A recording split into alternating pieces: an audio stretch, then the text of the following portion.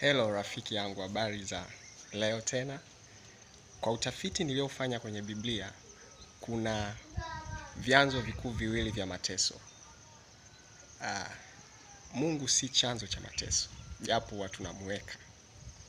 Vyanzo hivyo ni moja, dhambi zetu tunazozifanya ambazo huja na matokeo yake. Lakini cha pili ni dhambi wanazofanya watu wengine, ambazo hizi zinatuashiria kwamba tuko kwenye ulimwengu ulioharibika. Kwa hivyo wakati mwingine tunaweza tukaepuka kufanya dhambi, lakini dhambi za watu wengine zikatuingiza kwenye mateso. Hata hivyo, tumaini tulilonalo kama Wakristo ni juu ya uwezesho wa Roho Mtakatifu.